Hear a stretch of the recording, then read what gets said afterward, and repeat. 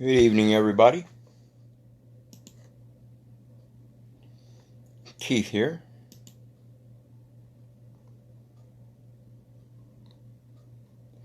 Hoping everybody's having a good day, enjoying life, living life, loving life. Wanted to get on and talk about the birth certificate and all of our problems with all this fiat currency. If you go back in my post and you see my earlier video, of course it was a rant video against Kirk Pendergrass. Kirk Pendergrass, I'm going to state it again, you're a fucking punk, coward, out there preaching about people's freedom of speech and freedom of press, and yet deleting their comments, violating their freedom of speech and freedom of press in a public venue, claiming some right of privacy. You're a fucking moron. And then turn around and accuse me of libel. Yeah, wait till you try any effort to bring it to court and see what the security certificates and all the electronic programs that track all that shit down say. Run your mouth some more, punk. Anyway, let's get on to this video. But if you go back to that video, I was speaking about the differences between certification, authentication, validation, things like that. And how when you start out with a document, and the contents of that document are intended for a specific use. In that use, if you certify that document, no matter what that document's intended use was for, it now becomes presumed certified, and therefore they can instrumentalize it for monetary purposes in their jurisdiction, and it is eligible to be securitized. Until that time, it is considered a negotiable instrument. And we see that the certification process is the start of the instrumentality of negotiable instruments. Before it's certified, it's not negotiable. It's what? It's a document with statements of facts.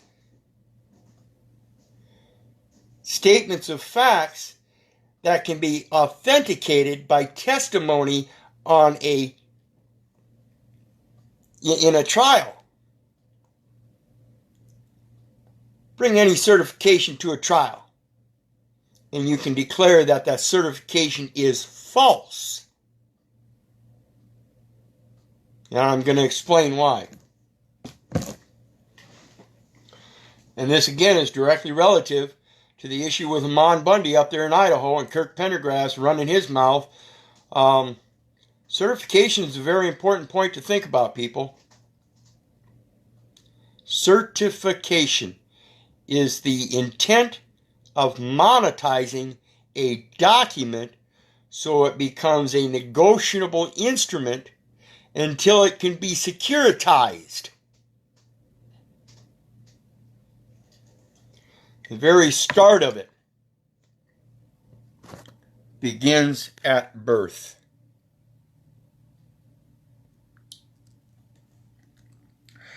This, folks, is the Public Health and Welfare, Chapter 7, Social Security, Subchapter 18. This is a very important thing to note here. Subchapter 18 in regards to definitions. We're going to see that here in a minute. Health insurance for aged and disabled. Aged.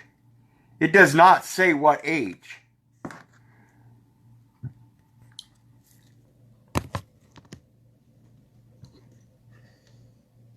Oops. It does not say what age. But we're talking about health and welfare. And the thing I want to point out here is, as the title of the video shows, Fiat, document of life, or decree of life. See, your birth certificates and certificates of live birth, those are all certifications of an event. They are monetizations through certification of a document that has information that is negotiable until it is securitized. While it's floating out there and it's not securitized, that's what they call lost at sea. And it's called an imperfected security. It's imperfect. It needs corrected. That's your job. Nobody else can do that. Nobody else can securitize that instrument unless you give a signature. And that signature is presumed to securitize it through the certification process. And this is the importance of qualifying your signature in the right capacity so that it's known that even though it's certified and it's now a monetary instrument, it is also securitized. It is no longer negotiable. It has to follow these sets of rules.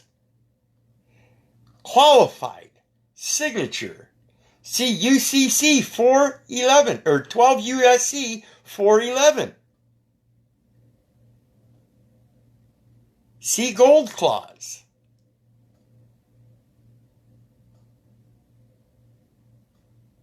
What are we doing there when we mention those things, when we qualify things? We're pointing out things that are already written. As it is written, so shall it be done. What is done is what ought be done. There is nothing new under the sun. This again is why when we come across this, we don't argue it, we accept it. Oh, there's my lost little boy. Come home. Let me resurrect you and give you a new name, you dirty little bastard. Let me bring you up in the real house, in the righteous house, and teach you how to live hereforth. See, when mom gave birth at the hospital, through that certification, she sold her child as a bond servant. That bond servant needs to be bought back, redeemed in lawful coin.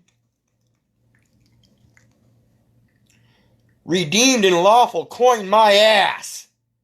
Give unto Caesar what belongs to Caesar, and give unto my father what belongs to my father.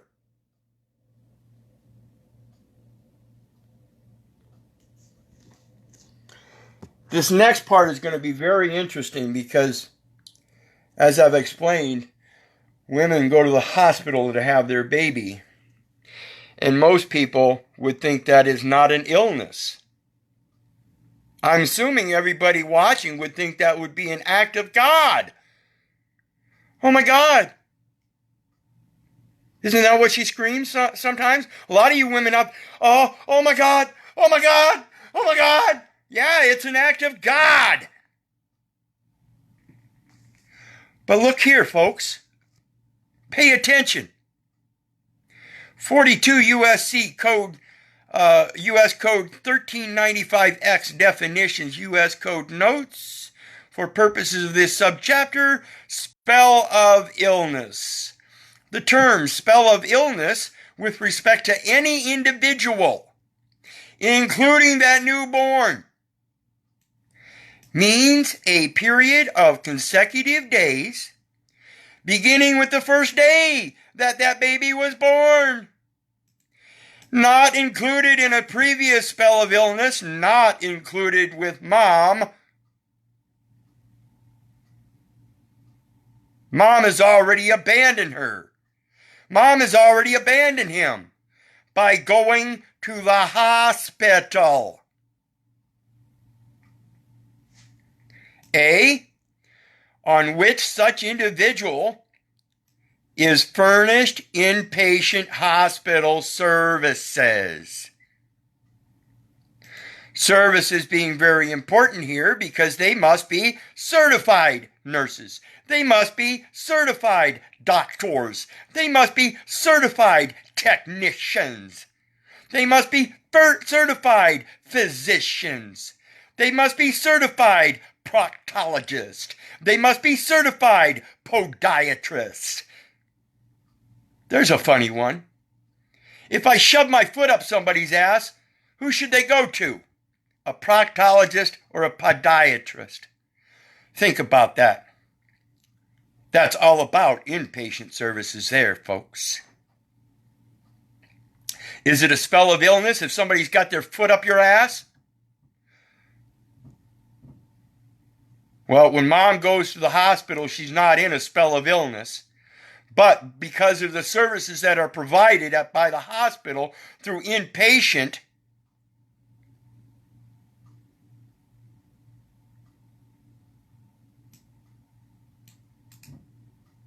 you folks watching? You folks watching? Pay attention.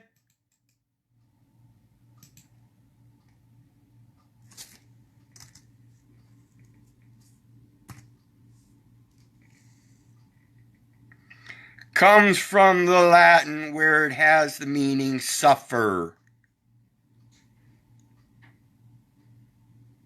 In suffering. Moms?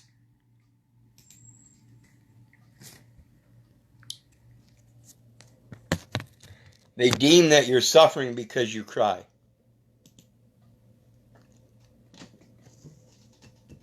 That's all it is. It's a natural experience, of course. I imagine it probably would make a woman cry. But by reason, and this is very important, folks, by reason, I would be led to believe that that would not be a spell of illness at all. That even if you were deemed to be suffering, it wouldn't be because of a matter of illness, but more so the matter of the labor that you must go through to bring forth the joy of the life, of the love that you procreated within that creation, wherein you received a seed from another man and took in trust with him and his beliefs of our Father in heaven. That's the way a man should come to a woman, and that's the way a woman should see a man coming to her. Without that, you're already lost. And women, when you go to the hospital, fathers, when you let your women go to the hospital, and don't think I'm a lunatic. The Amish do it every goddamn day. Excuse my language. Please forgive me.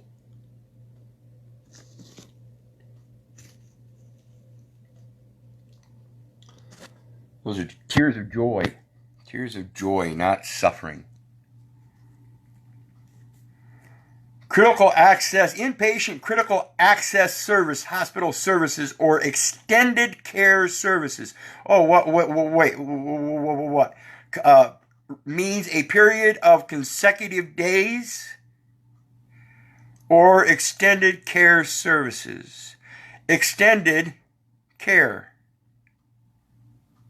Do you have a reason to care for me? Hell, if the police don't have a legal liability or responsibility to protect me, where is your liability and responsibility to protect me? Aren't you operating under the exact same fraudulent trust? Which occurs in a month for which he is entitled for benefits under Part A. As a bastard child, that is what the Social Security program is all about. It is a military insurance program so that the people of the infantry going about on foot as foot soldiers across the land in their discovery doctrine, and they find children. These hospitals, people, are known as foundling hospitals. And they are deeming that you have already abandoned your Fiat. Your Fiat.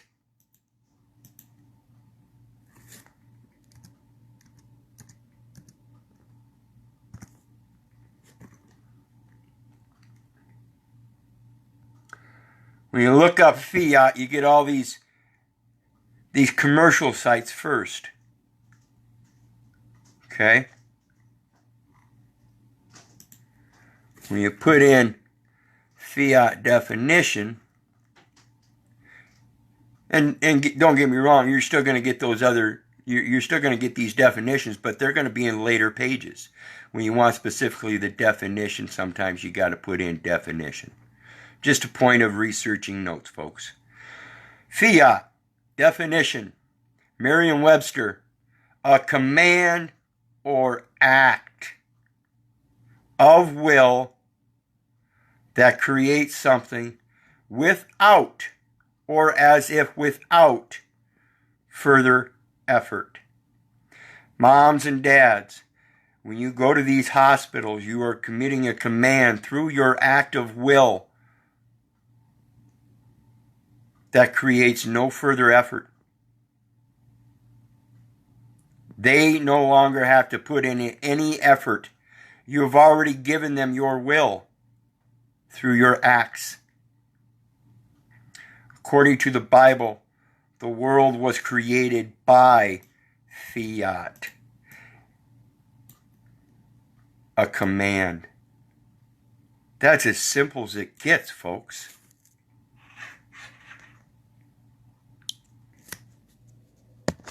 That's as simple as it gets. Something else I'm going to point out to you here. We're going to quit those definitions because again, if you go back through my posts, you're going to see all these definitions I posted and everything. Do your research, and like I said, don't believe the government. Don't believe me. After you get done reading my pages and doing your research there, go ahead and do some further research. Check out somebody else's page. Maybe post in a group. What do you think fiat means? Ask them. Don't just post my stuff. That's just copy and paste. Get some intuitive responses. Find out what they think. Find out if maybe we're both missing something. Maybe somebody else does have something else to include into it. Add to it. To enhance it. Or maybe show something that where we're wrong.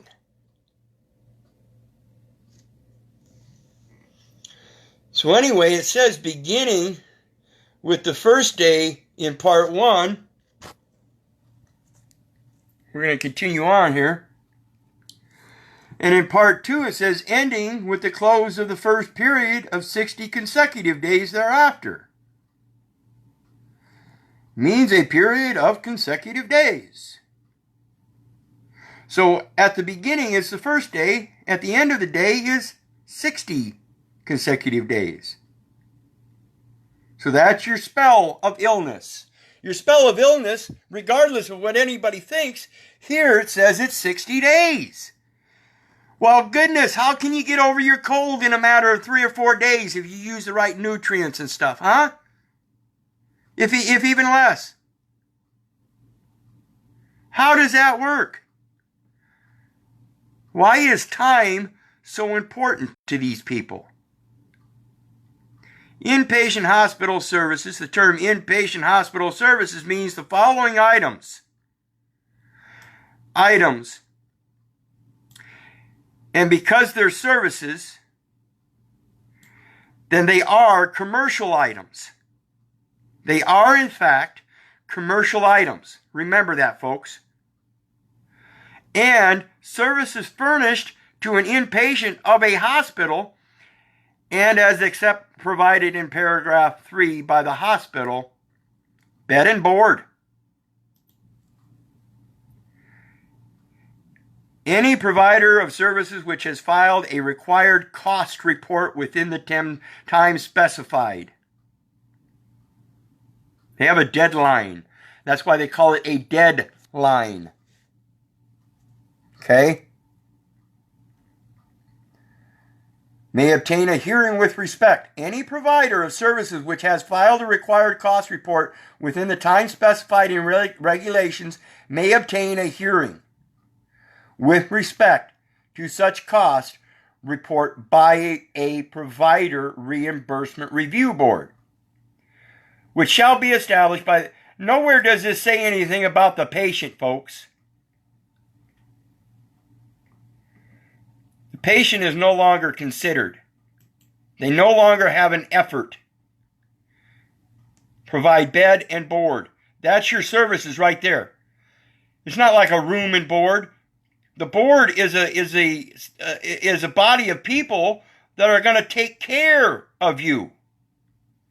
And it says such nursing services and other related services, such use of hospital facilities, and such medical social services as are ordinarily furnished by the hospital for the care and treatment of inpatients, people suffering. If you are not suffering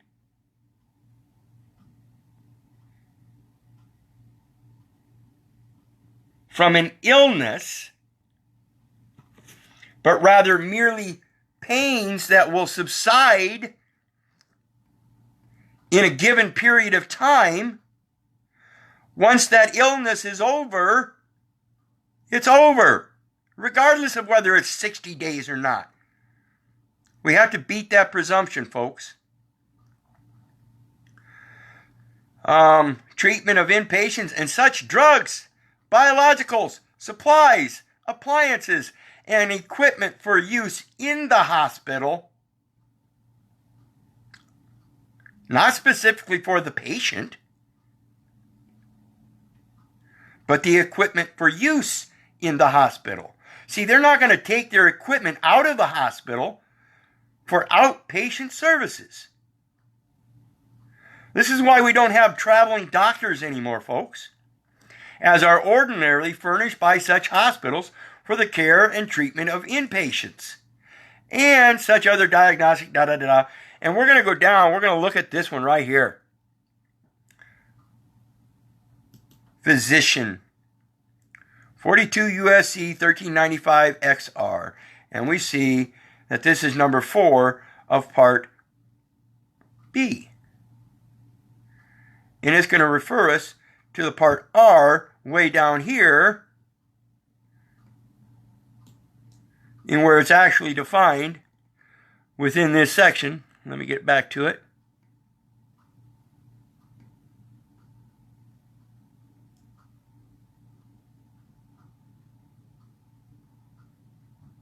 Well, anyway, we'll go right here. Physician is going to be the same thing.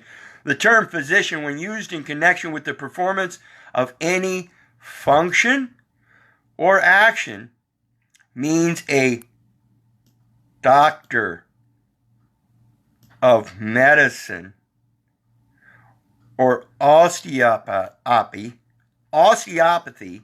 legally authorized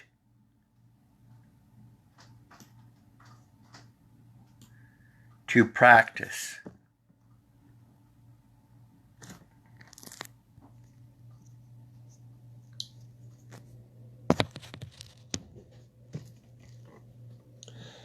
Is it logical, people?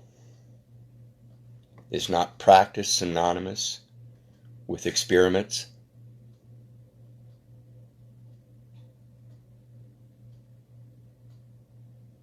Is not practice synonymous with experiments? I also posted a nice long post about Title 49, the Transportation Code. And you'll notice in the comments it says practicable, meaning it's directly relative to something to be practiced. So even your transportation code, the safety standards, which are medical related, so we are talking about the practice of medicine in regards to the transportation code. And they are standards that are practicable. And everything's done through the Census Bureau, which is regulated by the Department of Commerce. And it's all figured up and mathematically analyzed and prescribed. Yeah, they like writing a lot of prescriptions, don't they?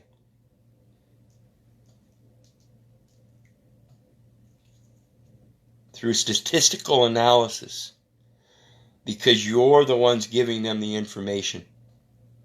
So I recommend people, I've spoken many times about the Amish. And the reason the Amish don't go to these hospitals and have their babies at the hospital is because they carry with them a Fiat. They carry with them a command.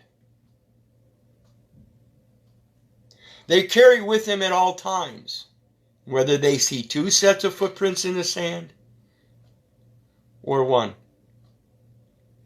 They don't need a hospital. Neither do you. That's where the certification starts. That's where they're providing all the false securities because mom signed over. And in some cases nowadays, even dad. Paternity papers. Quit it. You're volunteering.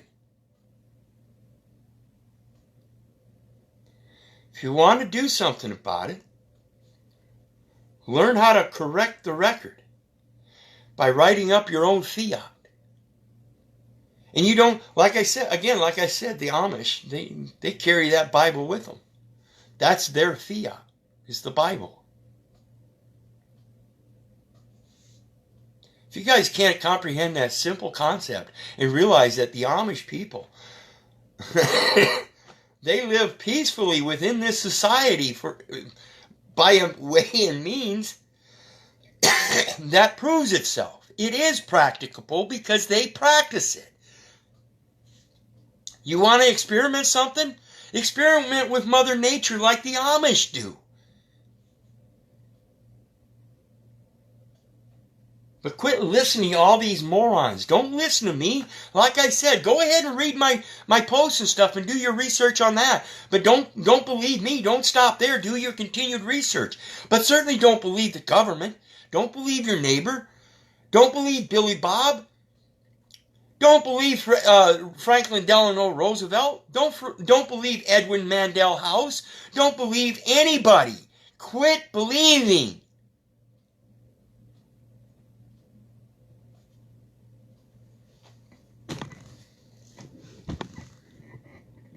Get out of the illness. Learn how to spell your wealth, your health. My wealth lies there. Again, like I said I don't care about your fiat currency. It means nothing. It has zero intrinsic value, and you even state so. And it even states on and for the record that fiat is a command or an act of one's will. My will is his will. I was born as an act of God. Every breath I take is an act of God. Whether all of my actions, whether it be an act of violence against another man or an act of love, it is still an act of God. He created both light and dark, day and night, good and bad, right and wrong. Deal with it.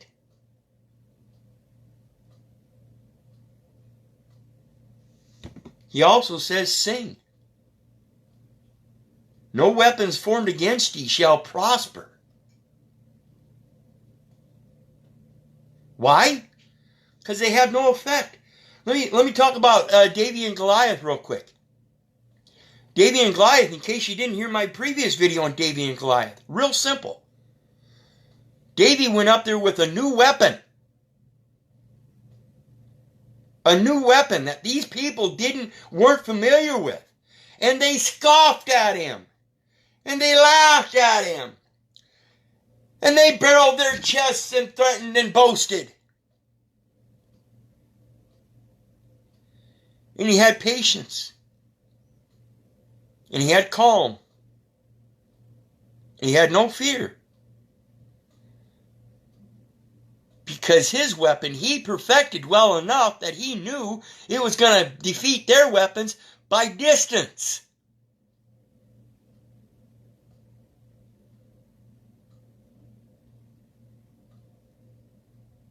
In order for them to slay him in order for Goliath to slay David with the sword, he had to get close enough.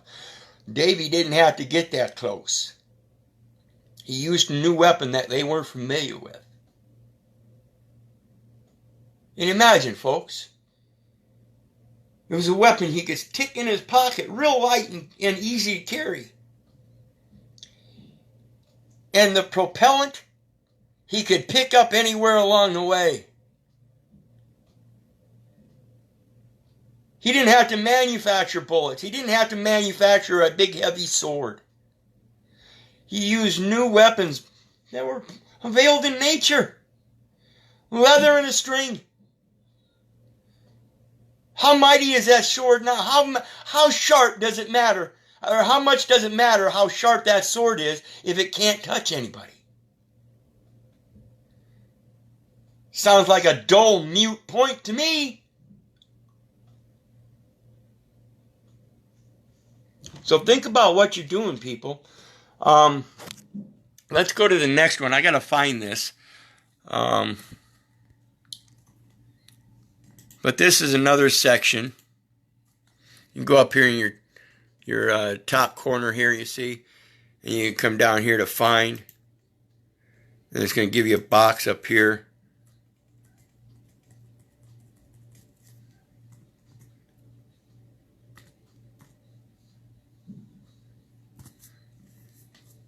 Okay, and it tells us 1301.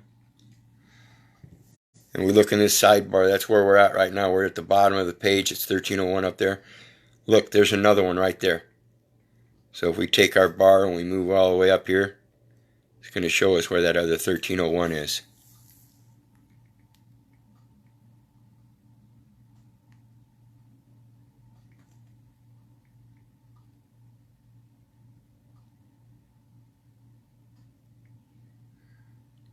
Did we pass it somewhere? Oh, there it is.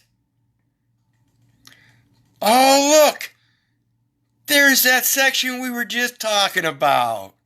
Physician. The term physician, when used in connection with the performance of any function or action, remember that? Section 1301.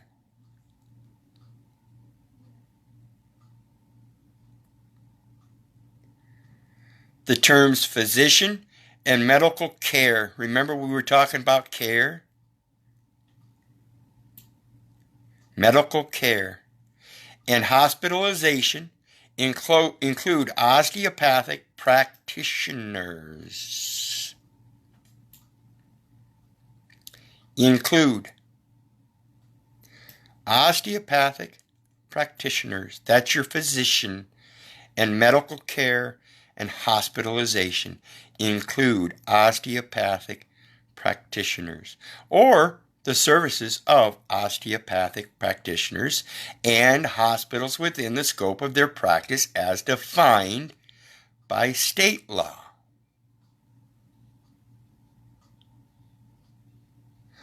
Or the services,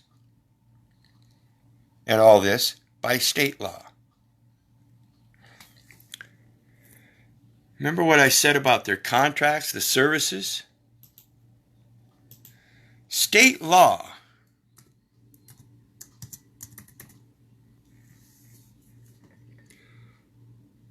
Title 48 of the Code of Federal Regulations, 52.212-5.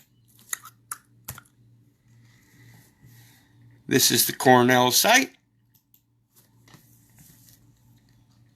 This is Federal Acquisition Regulation Systems. Federal Acquisition Regulation, clauses and forms, solicitation provisions, that's offer, that sounds like offer, and contract clauses. Offer and acceptance in formation of contract. Contract terms and conditions. Contract terms and conditions required to implement statutes. Statutes, isn't that state law? So that means every state statute has to have contract terms and conditions required to implement statutes or executive orders, commercial items. Uh-oh, didn't we just talk about items too? Uh-huh. All their services are commercial items, folks.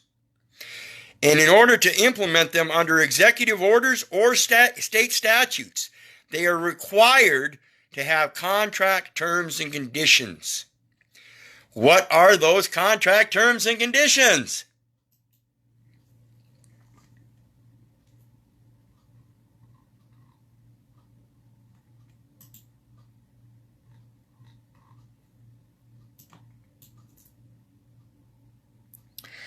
A spell of illness. Are you watching what they spell on that paper, folks? Are you well enough to read? Or are you spellbound with illness? Again, I'm telling you, people, the Amish do this for a reason.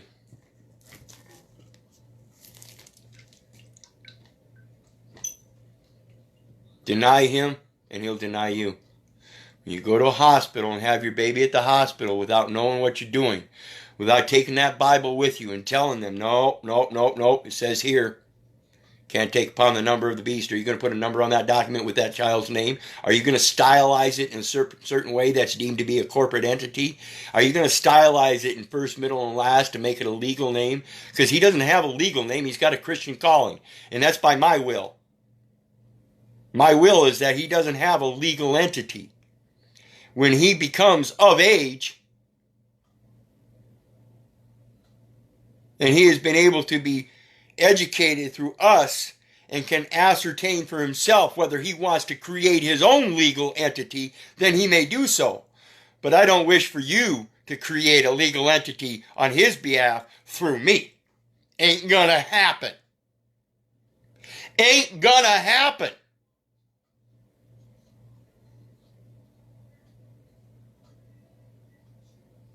Anyway, I hope you guys think about this and start passing this on. This is truly what's going on, and you can call me a lunatic all you want. But this right here tells you that you go to the hospital, then you're in a spell of illness. And they're going to use that language against you in all kinds of ways. Oh, let me point out here real quick. We were just on 1301.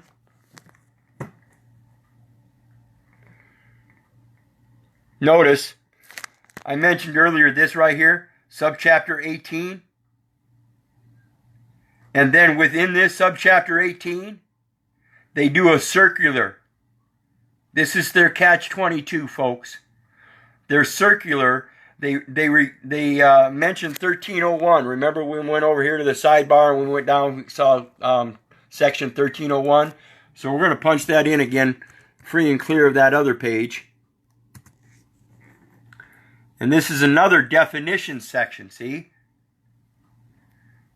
So we have 42 U.S. Code 1395X, way at the end of the 1300 section for definitions, but the one at the very beginning of the 1300s is the one where we read the definition of physician, and it told us about medical care and hospitals. Look at this.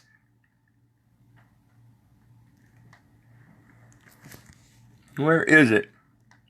Right here. The term, when used in this chapter. What chapter is this, folks? Chapter 7, Social Security. Same with this other one. Title 42, 1395. It's Social Security, Chapter 7. And this one here says, 42 U.S. Code 1301 definitions. When used in this chapter, the term state, except where otherwise provided. The fuck is all that, people? You see that where they just inserted the circle right at the beginning of this one? So that when you get to this one,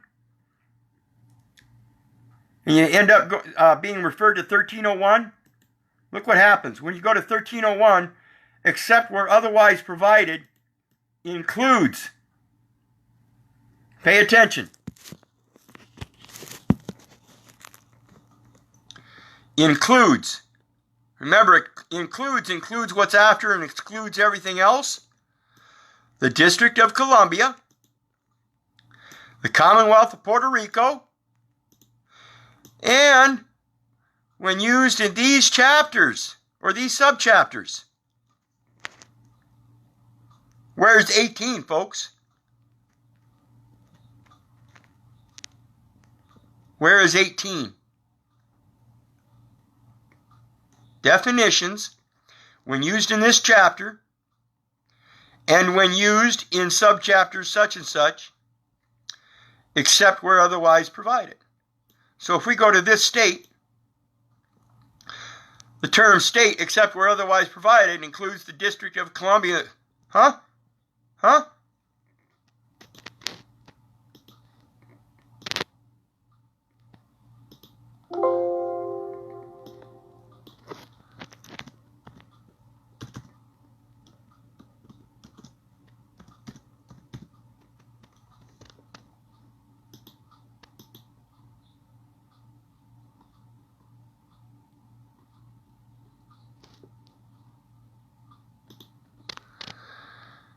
The term state and United States have the meaning given to them by subsections H and I, respectively, of section 410 of this title.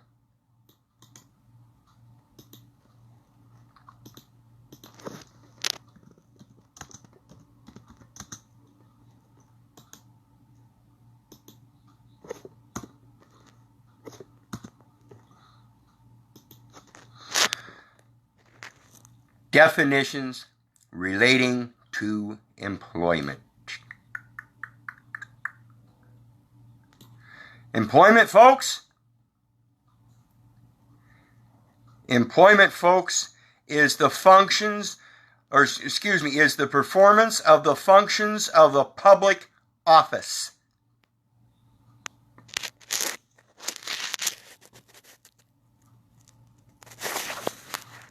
All hospitals, all nurses, all doctors are employees of the state.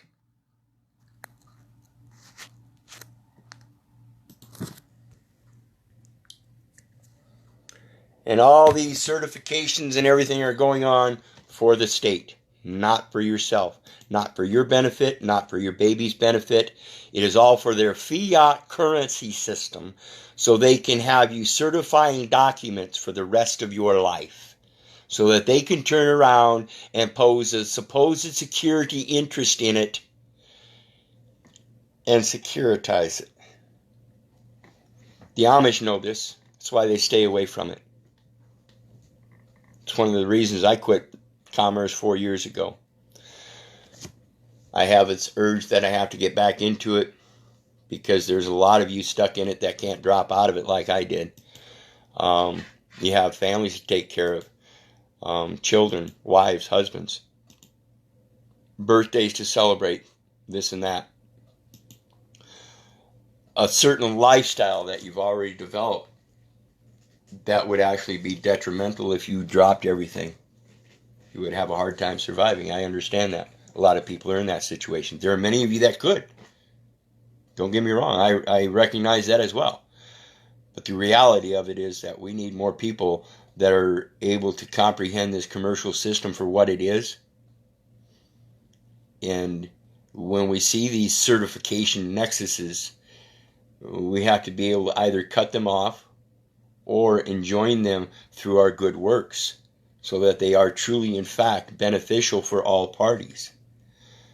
And this is why it's important to recognize these things and how they are detrimental to you. They don't necessarily have to be detrimental. But if you recognize that they're detrimental, you need to find a way to fix them. They are, in fact, contracts, and if they're trying to enforce them, that means they are in motion, and that means that a contract in motion has an automatic presumed arbitration clause, whether it's in the contract or not. And that's what tells us we don't go to court and sue them. We find out who the private arbitrating party is and present our case to them. So think about this stuff and realize A lot of us are doing it wrong right from the start, right at our young of age, I'll call it. When we become of age, we're doing it wrong, and we think we need a hospital's help in doing this. I suggest if you want to learn how to get away from that, start visiting your Amish villages and connect with them and ask them. And don't be afraid. They're one of the greatest people on earth. Believe you me, I've talked to many of them, and they're great conversationists. They're a little bit different to talk to because they do talk a little bit different. Believe you me, they don't use all the terminology we're used to. They're not used to the sciences. That's what they rebuke. It's not a science. It's not a practice. It's a matter of doing what he's already told us. And the more we do it, the more it becomes habit. It's not a matter of practice. It becomes a matter of habit. It's a lifestyle. Once you learn how to ride a bike, you can continue practicing it all you want. But in reality, it's actually a habit. You don't lose your ability to learn to ride the bike because it's already there now. It's already automatic. It's already authorized. So anyway, I hope I didn't ramble on and confuse people too much, but you got to realize these are all contracts. You're entering into detrimental contracts by not realizing the spell of illness and what it means. Moms, when you go to the hospital, if you really do feel that need, be prepared. Go prepared with a document written up, letting them know that you're aware of Title 42 of the U.S. Code, Section 1395X, wherein the inpatient hospital services furnished are for a spell of illness starting with the first day. Let them know you're not under a spell of illness. You're there in health and well-being and just want to make sure that in the carrying forth of your baby, that if anything does happen, there are immediate emergency care services available that they can provide in good faith. Not under some commercial contract, but because they love thy neighbor as thyself. And I don't think anybody walking by a mother having difficulties of life after having birthed her child would not stop and try to help. Period. I'm sorry, I got a medical license. I need to contract with you first, ma'am. Here, read this 38-page document. It's got all kinds of legal language and everything. Figure that out, and if you can rebut that, I can help you. And that's basically what these doctors are doing. So you have to be diligent. Learn this information. Again, I'm going to tell you, don't believe me. Don't believe the government. Hell, for that matter, don't believe your mom and don't believe the Amish. Keep asking questions. That way, if things change, you're up on it. I hope you guys really start thinking about this because it is that simple. It really is that simple. It's one of the reasons when I was in my last trial and that guy looked at me from that bench, that funny looking guy in that black clown robe, and he asked me if I understood English. And I had the vehemence in me and the belligerence, and I stood there with this look on. Yes! I don't. I don't understand English. And I'm going to learn as much as I can about it, but I'm never going to understand it. I'm going to go back to the roots. And I'm going to do my best to comprehend what the roots truly mean. So when somebody talks about defending the flag of America, I look at them and I laugh. Because how can you defend?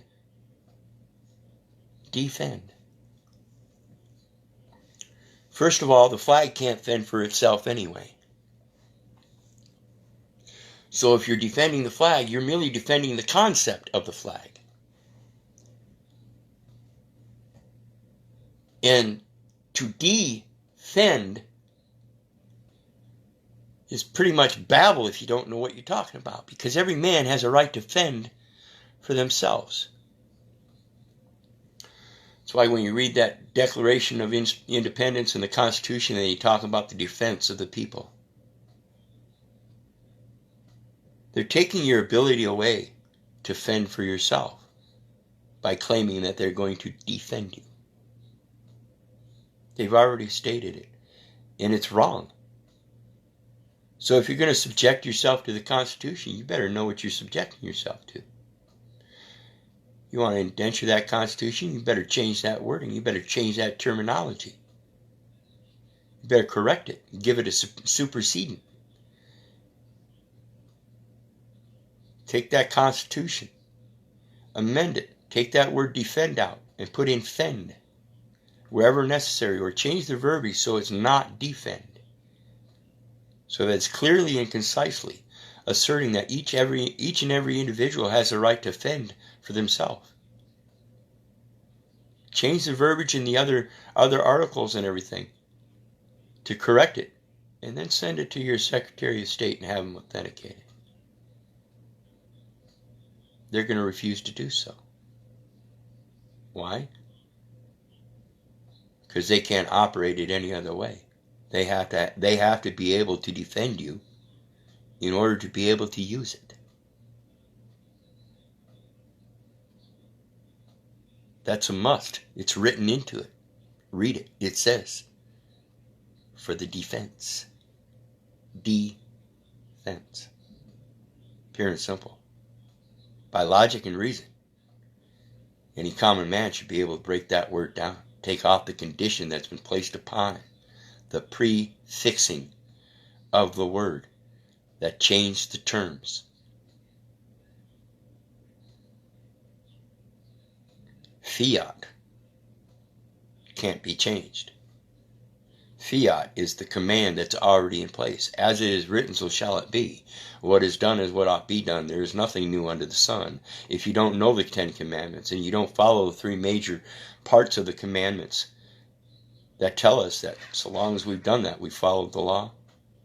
Love thy neighbor, or love thy father in heaven with all thy heart, body, and spirit. Honor thy father, honor thy mother. Love thy neighbor as thy brother, or as thyself. So long as ye have done this, you've fulfilled the law. So what are they writing all these legislated words for? It is that simple. Put out your command. It's your fiat. It's your original fiat. And when Mom signed you over, she certified you to handle other fiats at a par value. And you've been doing it all your life, called debt instruments. They're all listed under Title 18 of the United States Code, Section 8. And it even says in there, United States stamps and United States canceled stamps. Well, why would canceled stamps be an obligation still if they've been canceled? Because the obligation rides.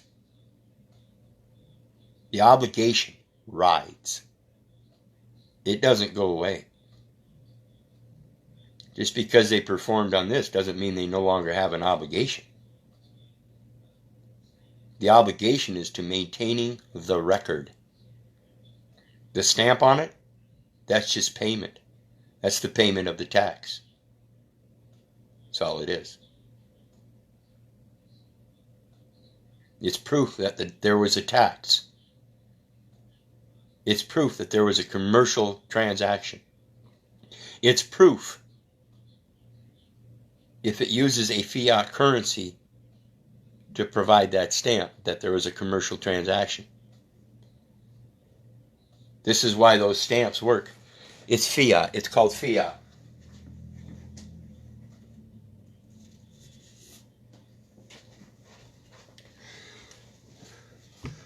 That's a homemade stamp. And it went through the post office. You can see the black squigglies there on that side. You can see the black squigglies there on that side.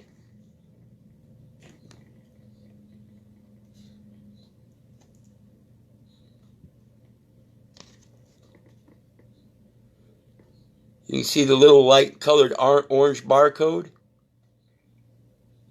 showing that it went through their system. That's a superior fiat. It's a superior command. It didn't use a par value. It used a whole. And it told them it was prepaid succinctly through this account. And we have a private security number, and there's the picture. All that's needed. Yep. And the trust performance was committed to and performed. Obligation released. Notice they didn't cancel that stamp.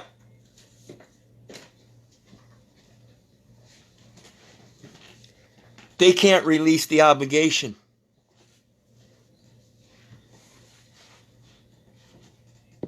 They're the one that's obligated to perform. When we buy a stamp, we're the ones paying the tax, saying we're the ones liable to perform.